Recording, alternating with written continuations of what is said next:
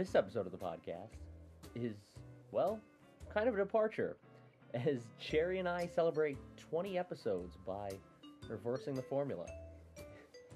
Instead of talking about a movie that we got excited for and then were horribly disappointed by, this time we do the reverse and talk about a movie we didn't really have any intention of seeing or didn't even really want to like. And we're surprised and, well, grateful to find a movie that we really, really loved and had nothing but good things to say. So, here it is. I Want to Like This, episode 20. It Follows, with Jerry Gossen. Epic mustache. She is my fucking icon.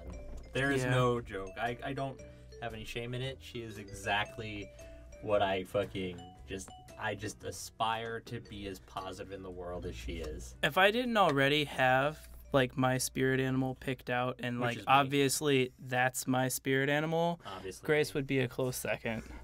No. No. You know what my spirit animal is. I've written a blog post about it for a class. I don't read your blog posts. Well, no, I'm just saying, like... Speaking of, have you seen season 5 yet? No, I haven't seen season 5 of Friendship is Magic yet. Yeah. I want to. It's brilliant. It's really Pinkie Pie heavy, and I love it. Well, it shows just how brilliant Pinkie Pie is. Pinkie Pie is phenomenal. No, it's like Lauren Faust. She's back in, right? Yeah. She writes it, but it's like Lauren Faust has finally she's like, oh yeah, this is extremely prevalent in the adult community. So she's writing things a little bit more smart so that kids can pick up on it, but it's also, it's like, holy shit, those are a lot of really heavy tropes adults love. Listen, once she starts tackling stuff like Black Lives Matter, then we'll have a really awesome podcast discussion about it. Yeah, that's going to be another one for why I'm here today. Friendship is Magic. Yeah. God, oh, fuck. You made me watch this movie, and I'm so happy I did. Right? Oh, fuck. I knew as soon... You know how I knew? I was like, you know what? I'm down. I went to the IMDb page before I looked up, when I looked up the film. Before I started watching, I looked up, and the first thing goes, people who like this also like Cabin in the Woods and The Babadook. And I was like, I'm down! Yeah. Those are both fantastic movies. I fucking love The Babadook. I love The Babadook, but I adored Cabin in the Woods because the whole trope was you think you know what's gonna happen, and it was just like we're gonna shoot for the moon and grab it and explode everything. It's the first time someone Jackson Pollocked a horror movie, and I was happy for it. Yeah, it was amazing. Oh God, and so is this. There's so many. We're already recording. Oh yeah, You're the producer. I'm the producer. I'm the one that hit record. Hey, everybody. This episode, we have Jerry Gossen in the booth. Which is a first for me. I know. You're normally behind the wall. Rebuilt this thing with my bare hands. I took off my human hands and put on my bare hands, and then I built this thing. It shows it's very rugged. Yeah. But the cool thing is, extending her duties even farther, our personal assistant, Ann Hawker, is now behind the table. Yeah. she's jamming out, but she's so nervous she's going to fuck this up. I know. I told her immediately, if something at all goes wrong and you see these second counters stop, bang on the window. And I see. There's a fail-safe. Yeah. We know what we're doing here, kind of. Yeah, sort of. Not so much. But hey. Hey, we're here this is episode 20. Yes. 20. We've been doing this for 5 months. That's crazy to think right? of. Almost half a year already. And I decided early on that every time we reach a 10, we're going to do something fun, and it's usually going to involve Jerry. Like last time it was a 10, we just discussed what the podcast had been in the first 9 episodes and what we wanted to do, and talked about some films we wanted to see. This time, Jerry wanted to flip the script. So instead of talking about an experience that you went into all excited for and got disappointed for, this is a movie that Jerry just got made to watch. Yeah. And then fell in absolute love with. It was kind of hilarious. And going back to the episode 10, we very heavily laid into this of I want to do this, Yeah. and we need to do this, and it's going to happen. Well, it's happening today. It's so happening I'm today, going and to it's- kind of reverse the script. Obviously, we don't have to ask the last question what you'd do differently. I actually have thought about a few different things. I would like to completely reverse what we do. It wouldn't be reverse. It would be What we do. You produce what I do for the as a host. questions. Yeah. That's not true. I've hosted before. You have hosted. There's a phenomenal episode where I bitch about Zack Snyder's Sucker No, Punch. I do have a few things that I could change about it, and then I do have a few things that I did not like about it. So we can completely treat this as a regular one, but flip things around. Well, first I'm going to explain this. Today's episode is about the 2014 phenomenal low-budget horror film, It Follows. And just to give a little idea, I love the horror genre with its ability to have a low-budget film. As long as it's a creative person behind it, you can really make something suspenseful and meaningful. And I actually looked up a couple of facts for this. The highest grossing in its opening weekend in the last 5 or 10 years was The Conjuring. Yeah. The Conjuring on its opening weekend was $19.5 million. Was $50 million it made.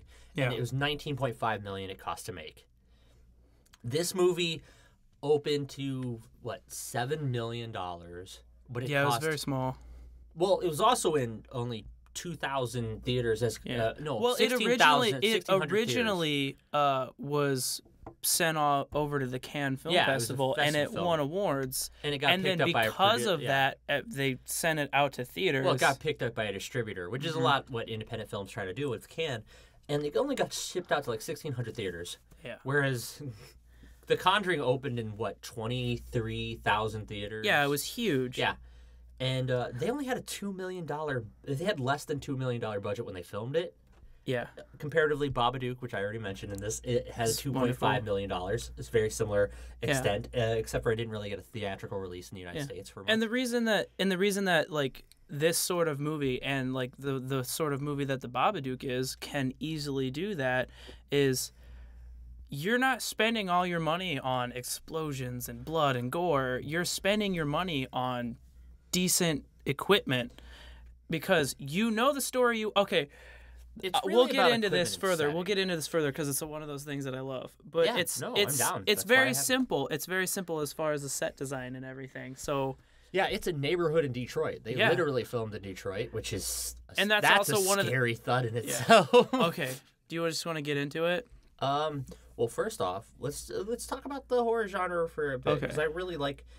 I really I want to get into this. I'm so excited. I know, but the horror genre has been plagued by a lot of the thrillers. They burned themselves out, and they became such a. Theaters put more money in them, and that didn't help the genre at all. I think this is a kind of genre that works with creative people with boundaries, and you saw that in Scream wasn't a horribly expensive film to make, No. and comparatively to Well, most films. a lot of Wes Craven's films didn't have giant budgets until until after Nightmare on Elm Street blew up into the giant franchise that it was. Exactly. The first Nightmare on Elm Street, they were just looking for ways to make these ideas happen in real life. And I think that's why that's the best one, in my opinion. I think Maybe Freddy's New Nightmare. since we're obviously talking about this is the opposite of what we've done, I came into this film wanting to love it. The reason I love it is because You came to the film wanting to love it? No, I came to the film and I loved it. Yeah. Well, how do you see this film? Who put you how yeah, did we you should get start into this? with why I didn't really want to like it. Yeah. I didn't want to like this film, which was kind of it goes It against is the everything exact that we stand opposite for. Yes. of what our motto is. So we've had my friend Jesse on the podcast before. Yes. You know Jesse personally. I do know Jesse. This was literally the day before. It was like, hey, I'm getting off of work. Let's go catch a movie. It's a Friday night. And I was like, okay. And this was we went into the theater and we were looking at, and I was like, you know what all is there? And it was It Follows, and I was like, oh, I looked this up and I was like, this looks so stupid. I was like, I don't want to watch this. And I was like, and then it was like some other really stupid movies that I was like, I would not Some enjoy that at all. much bigger budget, dumber films. Yeah. And then I was like, oh, because originally I was like, if we go to the movie, why don't we just go see Kingsman again?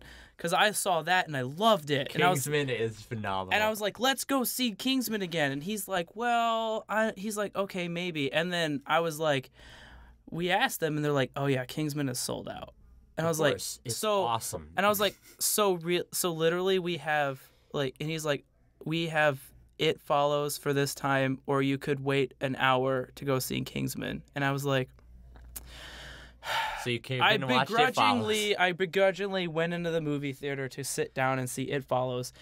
And he sent me a message while I was at work saying we should go see It Follows. And I looked it up at work, like the IMDb page. And I looked up. Which I have pulled up right now. I looked up exactly what this was supposed to be about. And I was like, this is the dumbest idea I have ever heard for a horror movie. I don't want to go see this stupid thing. And then? Because you and I have the same problem with horror movies. I was like, this is already sounds like a dumb idea. It's just going to be awful. So we sat down, and as the opening scene, I was like, I just leaned forward in my seat, and I was like, this isn't a big budget film. Going.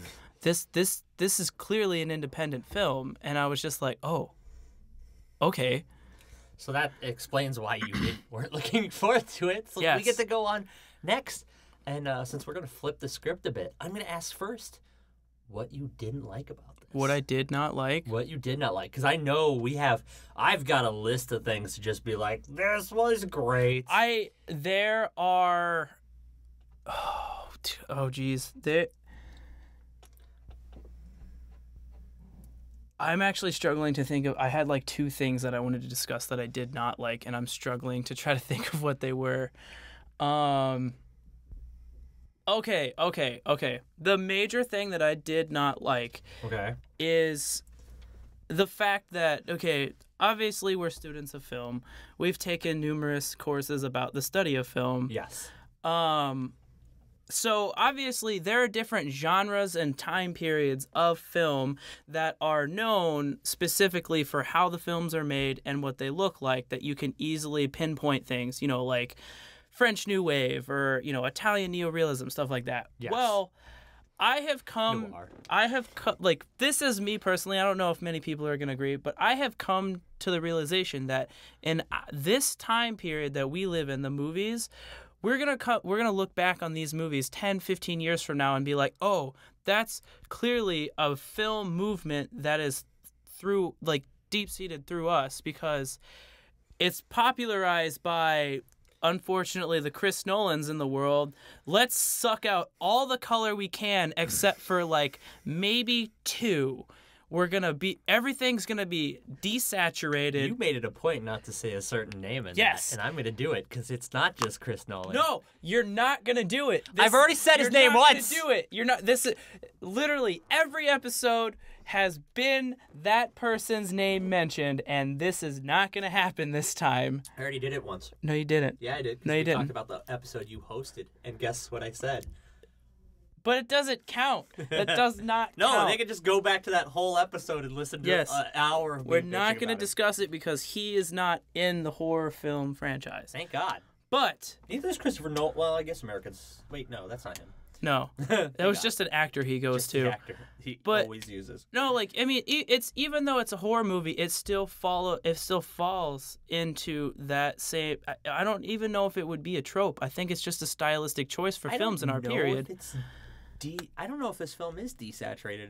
It is. Is it really? Oh, it's really desaturated. Everyone just looks like they're pale. It looks like and this is we've had this discussion before. Films now that everybody goes to that they love, like the Batman films, the Chris Nolan Batman films, are deliberately taking from Tim Burton's Batman films. Yes, without the color. It's that. They desaturate all the color except for the reds. They really heavily pop on the reds. Yeah. Whereas in this film, I didn't like that until I started noticing. The first time I hated it because I was like, it just looks like every other movie that's come out in the last few years. But when I sat down and watched it again last night, the reason this is one of the reasons that I really love the film. It turned into a reason that I really love the film because the people that made this film knew what they were doing. Stylistically, what they did was only there to help drive the story. Yes. So, being a lover of Hitchcock, that I geeked out for that. So it was like, yes, the reds are very heavily and prevalent, but the reds are only very heavily prevalent in our lead actress. Like, when all the scene is desaturated, her cheeks are flushed red. It totally... She's got red fingernail polish on the whole movie. We're already getting into stuff we like. Yeah. So fuck it. So it's like, what did you love about this movie since we're going to gush? And yes, the color saturation, I was totally going to get on the focus.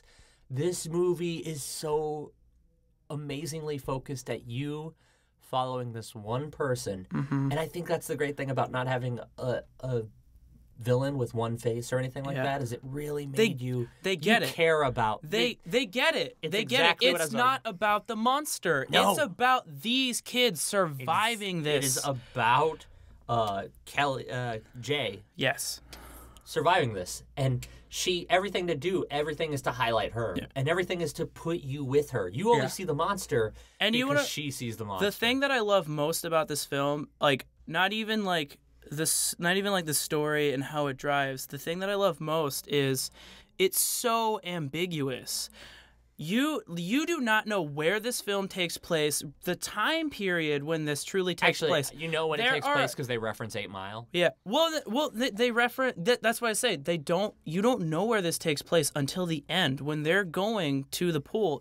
They talk about 8 Mile, and it's like, holy shit, this is Detroit. Like it could be little town America anywhere. Yeah, it could be any. You could go to a beach that could have been somewhere up by Chicago. It could have been Florida. It could have been California. Yeah, could have easily been Maine. Yeah. It's you don't know until specifically they talk about 8 Mile, and it's like, oh, this was in Detroit the whole time.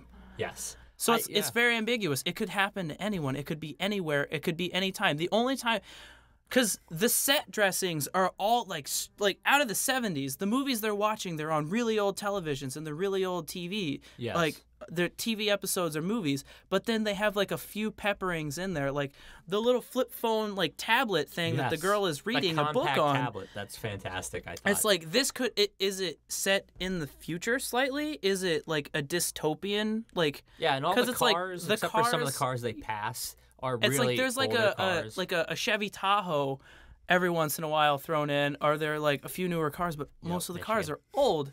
Yeah. So it's like. It's so you don't know when this takes place, where it takes place until the end, and it's like that. So it helps you envelop yourself in the story further, because this could be kind of timeless. This could be anyone. This could be anywhere. This could be our friends that we're going on this journey with. Yes. So I love that. No, I do too. I love that there's a moral ambiguity to it, because right off the bat you're like, oh, this guy's a fucking piece of shit. The guy she goes on the date with, her boyfriend opening it, Hugh, Jeff. But it's like... But, like, he's just trying to survive. And at one point, it's like... For all... Okay, I'm at a... Well, for all of you who don't understand the story of It Follows, one, go see... I don't know why you're fucking listening to this and not watching it, having watched the movie already. Especially if you follow us. It's a curse... Yeah, right? It's a curse that... gets passed on through sexual intercourse. That's also one of the other things I didn't like. That's what turned me off at first, because I was like, this is just an allegory for AIDS or any other sexually transmitted disease. It's an allegory for the patriarchal stereotype in film, in horror film. It's always been a trope in the genre that the people who have sex die. Yes. So it's not so much about AIDS, it's so much about that patriarchal virgin superiority thing. Yeah. Like... Paul, we're like, he's going to live because he's a virgin. And then like, somewhere through the movie, halfway through the movie, I'm like, Paul's going to fucking die. Paul's going to fuck this girl and he's going to die. Yeah. And then it was the other dude, but there's a moment there where Jay has to be like, I don't know if I'm, like, everyone's like, are you going to take his advice? Are you going to take Jeff's advice? Are you going to have sex? Are you going to pass this on to somebody else? And she's like, I don't know. I need to think about this because she now has to debate Okay. if she's gonna do the same thing to someone else that Jeff did to her, and that is a Moral- moral decision she has to make. One of the things, as far how they really play on imagery to move the story along. Yes. They are so this is one of those movies where they don't tell you, they show you. Yes. So that what you're talking Hitchcockian. about, that moral dilemma, when you open, you first see this girl swimming in a pool. Yes. Okay.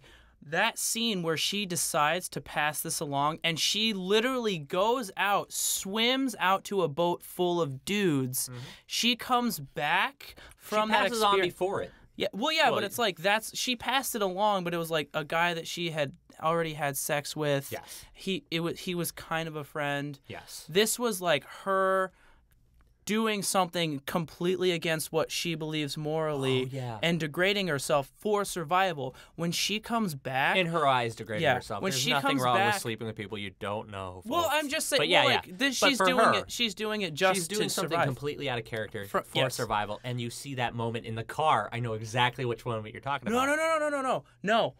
When we open, she's in a pool. It's Yes. that pool, she's, when she The comes above back ground from pool. that, the pool is destroyed, dilapidated. It's Yes. like that break. And Even then, before that, though, right when she's driving back, there's just that one moment where she's driving back, and there's obviously a tear streaming down her face. yeah. Like right Well, off that, and then you come back to the pool, this safe place of hers. And then is it's there are destroyed. so many points in this movie where it's they're very heavily on imagery to show you Yes. where it's going. the emotional state. Yes. too. Whenever they finally find the Jeff guy who was, and they're sitting outside and he's telling the story and he's talking about the people, she's sitting there pulling out blades of grass and lining she's them laying up. it on her, She's on her laying, ankle. yes. So it's they're the blades of grass. They're in this together. Yeah. And then, what was another one that I loved? But no, also the blades of grass aren't about that, dude. From what I took and what I read about it, I took it right off the bat, like it's about cutting, and Yeah. later on she's got all the claw marks from Yeah. where she got grabbed by it, and also the name that it has no name. It follows, and it is. It's so it could be anyone, whatever. It's not dumb. Yeah. It doesn't Just go any walks. faster.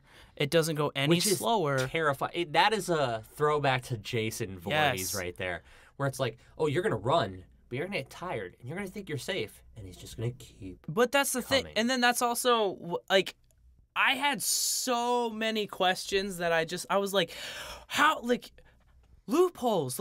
Okay, so it's you can drive away and you can get away for a little while. Yes. Why not take a plane across the country to a different Apparently, the director said that the creature would jump on a plane to follow someone. Yeah, but it would have to go. It would have to take the form of a person on a plane. It would have to go. So that would be It's time not seen consuming. by anybody else. It could Yeah. just walk onto the plane. Well, that's what I'm saying. But it's it would have to take the time to go to a plane Yeah. and go to here Yeah. and do that. And then it's just But you'd live your entire life on the run. Mm-hmm. And one that's very expensive. And then also imagery. The end scene, after you see, just the giant, gorgeous shot of she just slowly creeping up over to the edge of the pool, and then it's just blood red everywhere in the pool, and billowing cloud and of that's blood in it. That's it. That's the last you think you see of this thing, and then the end scene was so poignant because it's them in white. Yes. And they're holding hands walking. But also, it's like if parallel you notice, to walking down the aisle. Yes. It's they're But together. if you notice, there's people walking around and they're constantly looking at people. Yeah. Because now they're not safe together. Yeah. Because they will both see it. Yeah. So there's no one to be like, oh, that's it. That's not a real person. Now they're fucked because now they have no one to be like, oh, that's it. Now they can't tell a difference between any person, and they can't talk to each other about it. But we don't know. We If don't it's know it, if if it's they've alive. seen it. We don't know if it is dead. We don't know if it's still falling. Exactly, The that's person the you point. see down the sidewalk behind them, That we could be don't a real person. know if that's a real Well, person that's or the not. thing. There's Yeah. ambiguity in it. Yes. That's where I keep going back. We keep going back to the ambiguity. Yes. Which is they will live their entire life in fear. Yes. You saw it. we see this scene that Paul, who I like. One, I like Paul because he's the kid from It's Kind of a Funny Story, and He's I love also that movie. okay. He's in a bunch of stuff. He did this really small part. The part that I knew him from, the horror movie called Dead Silence. Okay. About the Mary Shaw, the puppeteer, Yes. or the ventriloquist.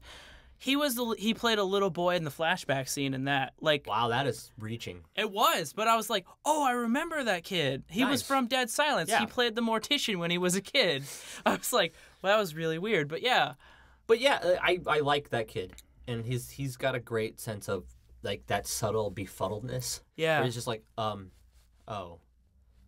Oh, and your got a heart great just open stare. breaks for him too. Yeah, and then he has this moment, but it's also out of fear for her. Like you can tell that they care about each other. Like Yeah. that's why she doesn't choose him first.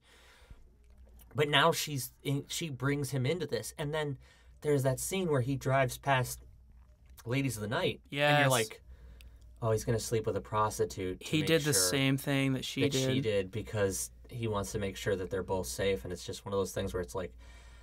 This story is a lot about, like, it's a lot like the horror tropes. A lot of horror tropes are about the coming of age and the end of innocence.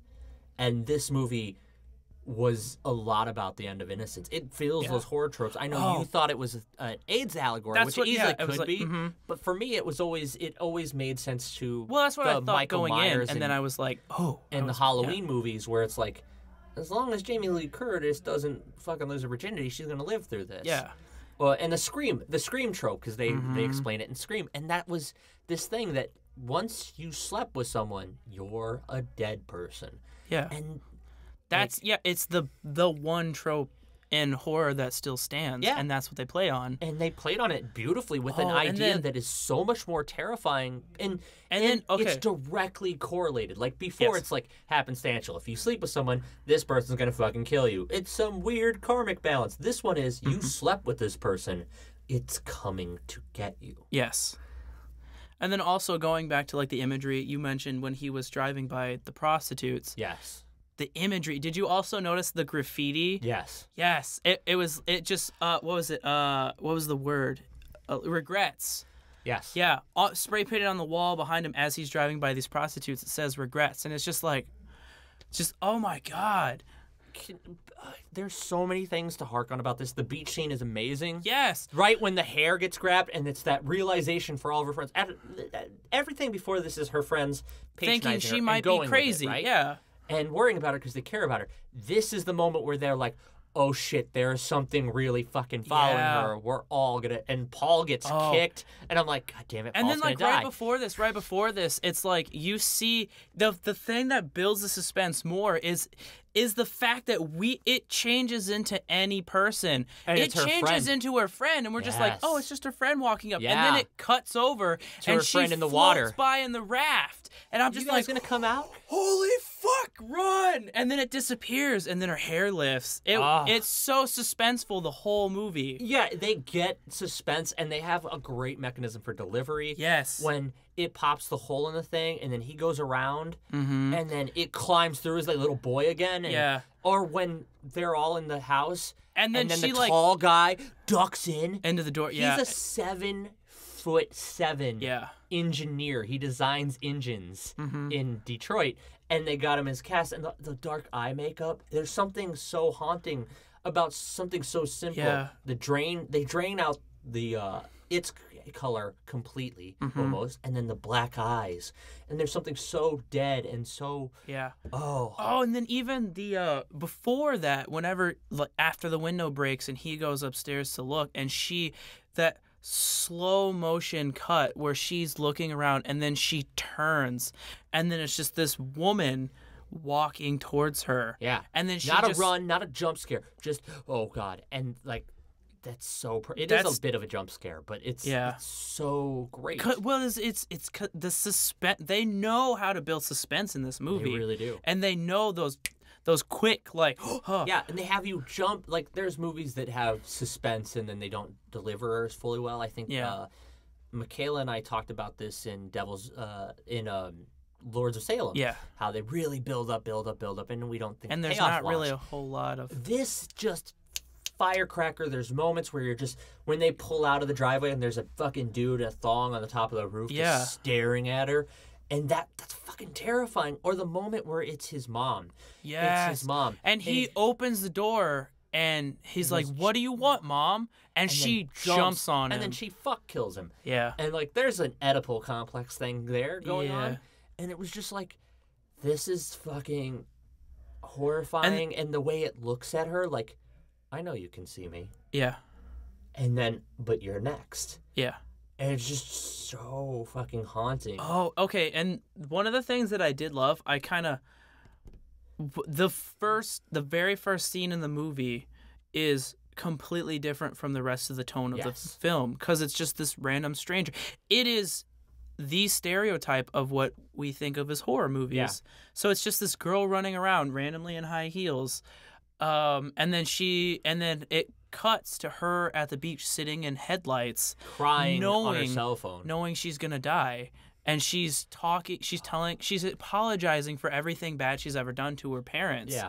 And then the scene cuts, and it's just her mangled.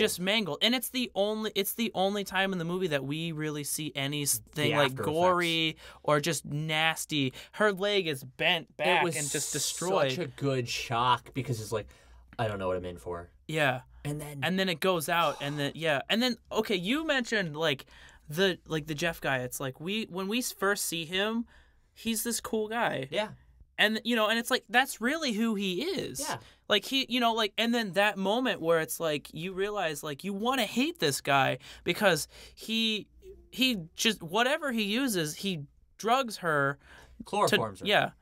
And then like so it's like he's doing this to survive, but when they're at the theater, he's not paying attention. He's like, and then they play the game, and she's like, who's gonna do it? And he's like, no, I would be the kid. Yeah. So that your whole life is in front of him. So he's like, you get the touchstone of something's fucking wrong, and he's already contemplating death.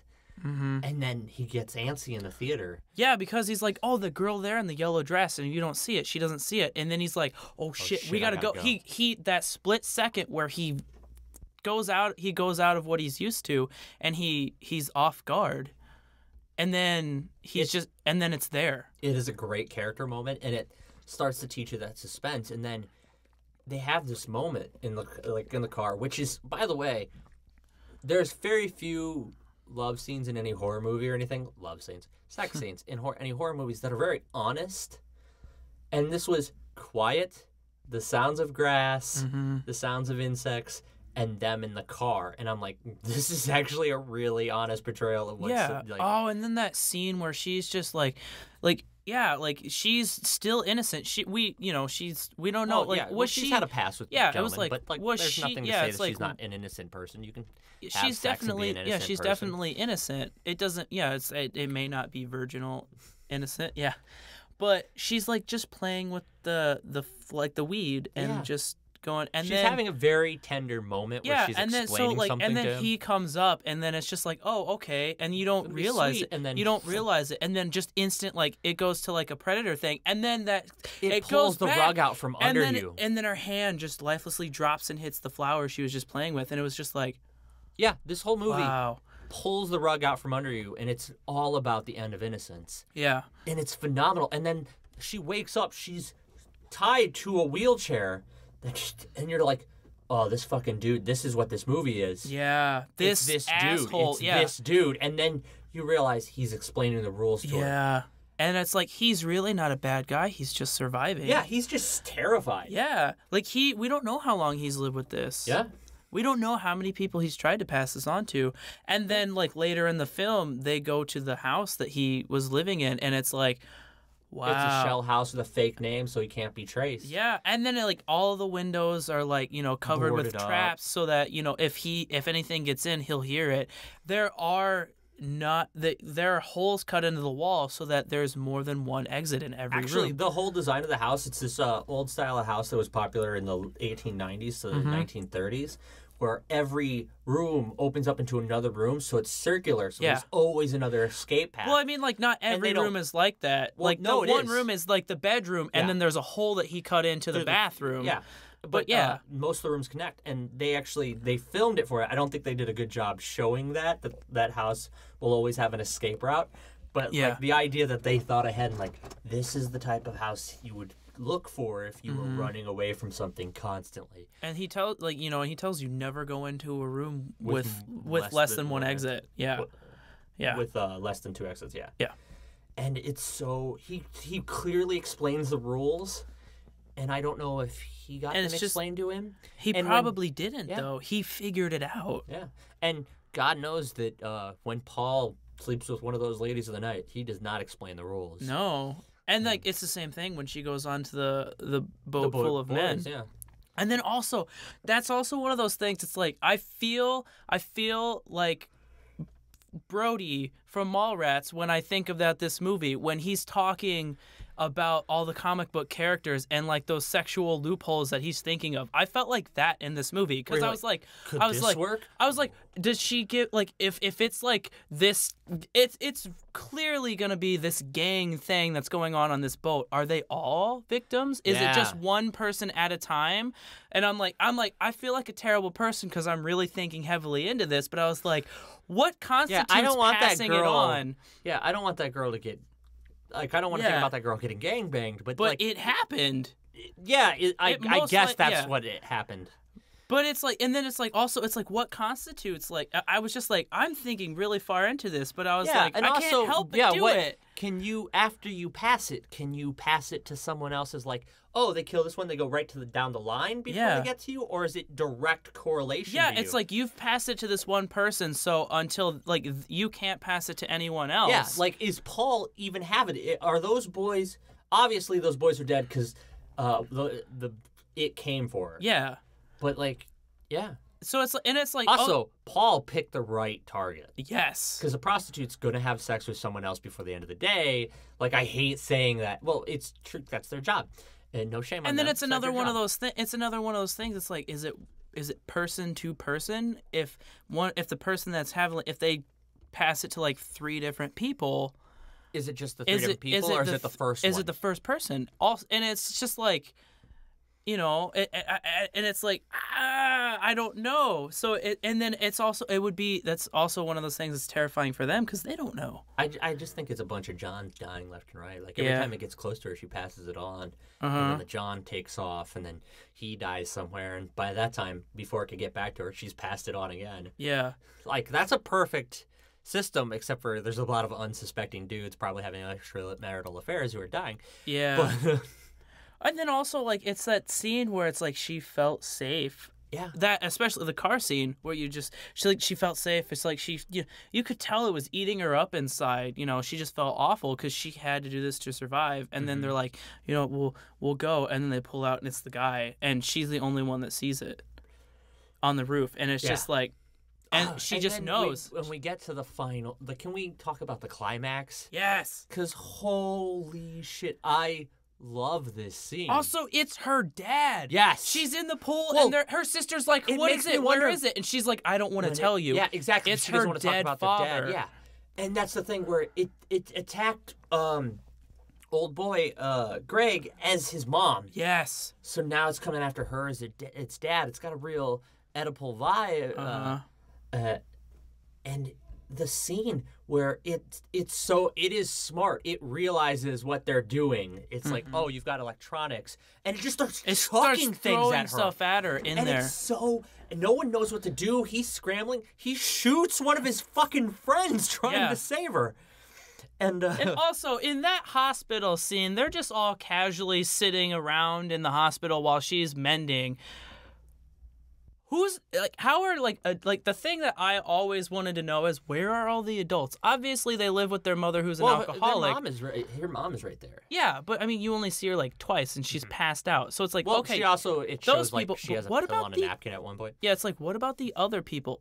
This girl is sitting in a hospital bed with a gunshot wound from this kid. Like, how do you just? Oh yeah, come on in. We'll give you a bed. We'll fix up your gunshot wound. That was before the gunshot wound. No.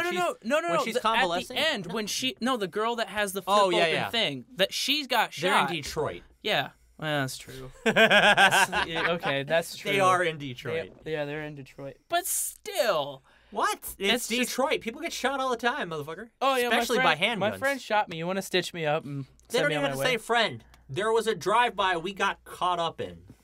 We were Yeah. white kids in the wrong neighborhood. They obviously talked about how they had to cross 8 Mile Yeah. to get there. Okay, so they're coming from 8 They're Mile, coming, and they're he's got probably at a gunshot hospital wound. around 8 Mile at this point. Yeah. It's probably not the same hospital. Exactly. But no, also the thing that I was thinking about too is you notice that when she shot one of them at the beach. She shot it in the shoulder and it fell down. Yes. But then it turned into a different one.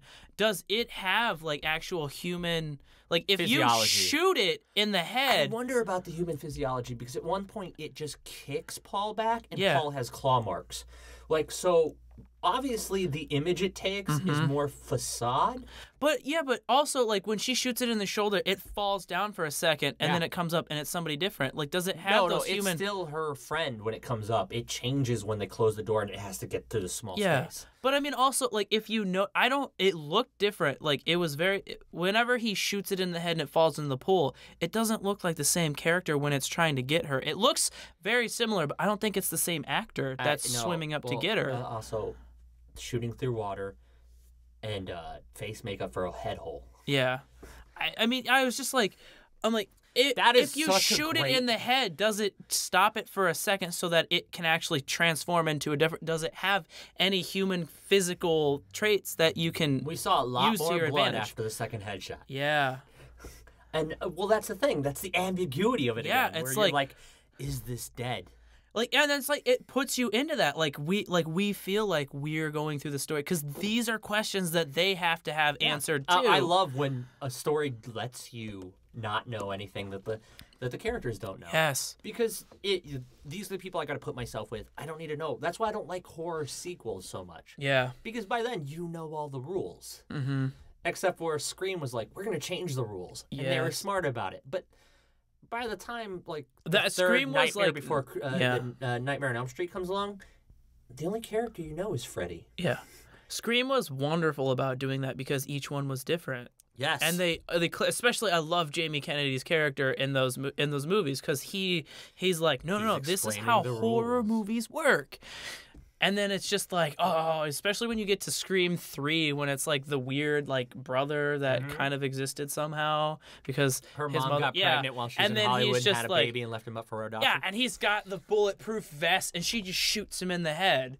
And it's just like, damn. So, but yeah, yeah. But yeah, it's phenomenal. I love that scene. I think this movie That would scene be is like so much more intense than most end scenes because You don't know. I found myself like don't look over the ledge, don't look over the ledge. But also right when it's just chucking shit at her, and I'm yeah. like, this is She how gets she's gonna hit die. in the She arm with gets- an iron. She gets nailed with shit. Yeah. Like, she gets hit with a folded... Like, I'm a pro wrestler. I've been hit with chairs. Yeah. And, like, the first thing they do is, like, put your hands up. Don't get hit in the face with a chair. Bam! Folding chair thrown through the air hits her in the head. I'm Yeah. like, this girl's gonna drown. Yeah. And then the iron just catches her. Like, thank God she had at least had a fucked up wet cast on. Yeah, right? That just iron straight up drills her in the arm. How great was it when she looks at the cast before she goes in the water to meet those guys in the boat? And then when it she's comes back, it's all kind of dried and broken. Like, that was... Yeah, so the imagery, subtle yeah. and fantastic. It was like this is her. It's a parallel to what she is doing. Well, fuck, we love this movie. I do. I really do. And this movie literally had me at moments where it's like, oh, don't do it. Don't do it. Like, I got real caught up in it, and I could feel my heart race. Okay. Also, one of the things that I loved is the soundtrack. Yes, It was I have that written brilliant. down. Yeah, and it was called what's the artist that did it? It starts with Disaster a D. Piece. Disaster Piece is the person that it's did so driving all and of it. intense. Yes. Like at the beginning where it's him and it's just the piano. It's just simple piano notes, and you're like, oh fuck. And you then, can feel like the that- tension rise with Whenever it. they go in the car, the guy with the scene with the guy in the house, like that sounded almost exactly like an '80s horror, Yes. like the electronic. It's so phenomenal. It was It's- perfect. Like they touch on so many tropes. They've got the sleepover formula. They, like right off the bat when I saw the sleepover, I'm like, oh, Paul's fucking dead. Yeah. And Paul lives throughout the entire movie, only in fear. Like he gets what he wants, but It's also kind of terrifying. But I mean, it's not that he like. It's not even the like at that certain. It hits that point where it's not him getting what he wants. He truly wants. He cares for this girl. He wants to help his friend. They touch on the fact that they care for each other. Yeah.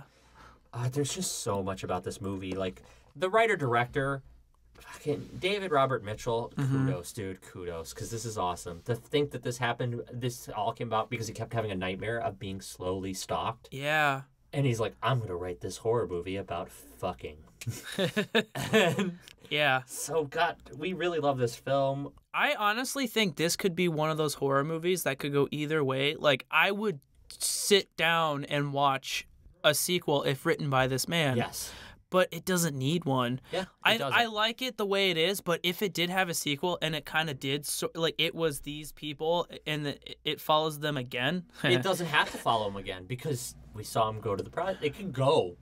And that's the great thing about this. It could go. We never have to even know if they live or die. We never have to know what happens to them. It could be before them. It could be after them. Never would know. And it could literally just be a little bit more delving into the story of what it is. Like what it is and how do you get past it? Is there any way to stop it? Well, you know what this gets down to, right? If you could change anything in this film, which we fucking gushed about for like 30 minutes. Yeah. What would you change? And please tell me why. What would I change? Because I don't think I would change anything. I think he really hit it out of the park with this.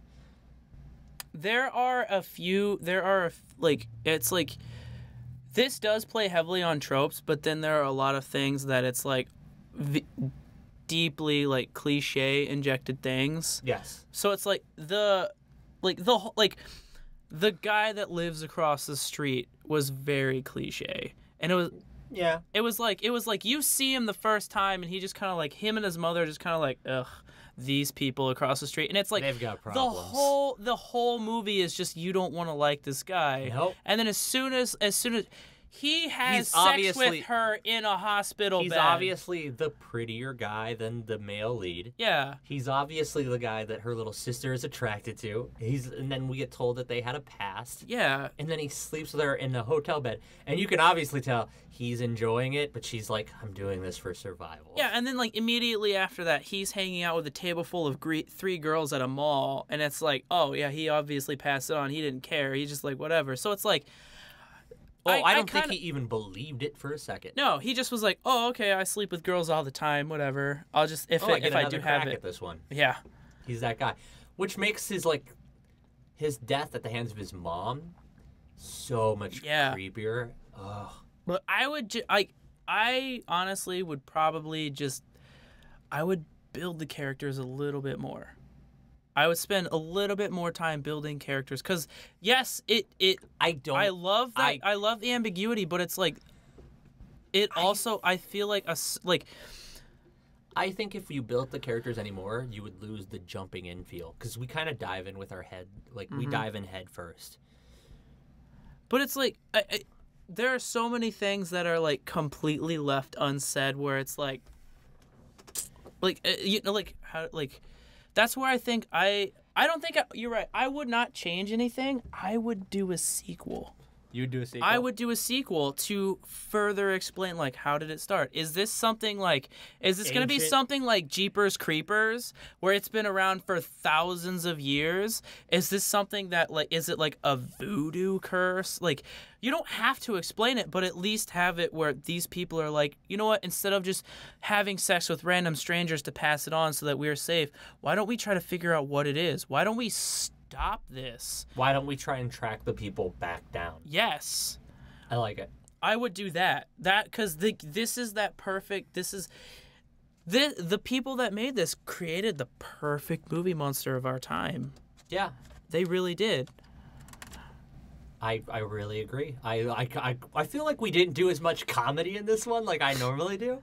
Like, this isn't possibly the funniest podcast we've done on No, we haven't just been slapstick joking around. This is like... You know what it is? It's because it's easier to slapstick joke around with something you don't take seriously. Yeah, and I really love this movie. Really love this movie. Love this. And I was like, no, how many times have I been telling you need to watch this? I avoided it because you kept telling me you have to, and I hate that you have to watch this kind of atmosphere. Because I'm the first person to go, I really like this. I recommend it. Yeah. And then that's it. Because I'm like, I don't want to build it up to people. I don't want to do this or that. No, but like you and I aren't like that. I'm not I know. watching it because it's like I know you're gonna like this, and I want to discuss this I know, with but you. I avoid films you do that to me all the time, and I'm like, no, because you just keep harping on it, and part of it's you harp on it, and I'm like, fuck you. It's because you haven't seen it. I would shut up and stop harping about Well, it. I've if we seen just it, and discussed we it. just discussed it Yes. for 50 minutes. Yeah. Which means, you know what that means. Today was a log on. If you ever want to know how to contact Jerry, guess what? I tell you at the end of every podcast, because Jerry and I Want to Like This, and you can find us at I Want to Like This on Twitter, and of course the Facebook page I Want to Like This, the Tumblr page I Want to Like This. Is there another one we have? Weren't we trying Instagram. to... Instagram. We have an Instagram at I Want to Like This. I asked my personal assistant because I don't run it personally. I do answer back to everyone personally. But that's it for I Want to Like This. I'm Thomas Sinclair, your host. And of course, our producer and guest. I am Jerry Gossen. Yay! Jerry's in the booth. And for the last parts, yeah, I'm going to announce this right now because I didn't do it in the intro. But Jerry and I are expanding I Want to Like This in the next couple months. We are. I have- was thinking about this yesterday, and we need to schedule. Well, it's not only the schedule, because I'm trying to figure out iCalendar, but it's not just the schedule, it's fucking putting this out here so we're held accountable by other people. But I Want to Like This as a YouTube channel is going to expand. We have a bunch of short scripts and sketches written, and we have new writers coming in, not just me. We're going to actually add videos and not just a video of the podcast. We're going to play around with the podcast a little bit. Not only that, we're going to expand how many podcasts we produce. And it's not just me talking at you all the time. Actually, this will be the only podcast I am on regularly, because this is mine. We will be producing other people's. But we will be producing other people's podcasts as a production company. Yeah. And we have plans to make a short film. We're trying to make something happen in little old Rockford, Illinois. Mm-hmm. But hold us accountable. As always, I'm not going to do a closing because, frankly, we're doing that already. It's just me and Jerry, and I liked sitting here with Jerry in the room. Get a hold of us. Message us in the comments below. Talk about this movie. Watch this movie. Watch this movie. If you didn't watch this movie before This the is podcast, the first time that we have stepped away from sounding like a bunch of assholes. Like, yes, we always preface and say, no, we really do just want to like things. That's the but whole point of this channel. We're still gonna say that we did not like this. Yeah. Like, we truly, truly loved this film. we did. And we normally go into everything with an idea of wanting to like something. Mm-hmm. And this is something we didn't expect. And I didn't know about it till I heard about it from Jerry. Actually, I didn't know about it till I heard it on a podcast by Jonah Ray. And I was like, oh, maybe I should look into it. Because I loved the Babadook. Babadook was brilliant. I know. And please leave comments. Message us on Twitter. Message us on Facebook. You can find me at the Thomas Sinclair or the T Sinclair on Twitter. Let us know what you think. We would love to hear from you. We'd love to engage with you. Yeah, Jerry's Instead been of just thinking about ourselves. activating his Twitter account. Oh, Jerry should activate his Twitter account. But Reactivate definitely hold I us don't accountable really and twit. message us. on the Twitter tweet. I don't know. It's one of those things. Yeah, I don't know. that's the bird thing. But everybody go have a great day and go watch a movie. This one. Have a great day.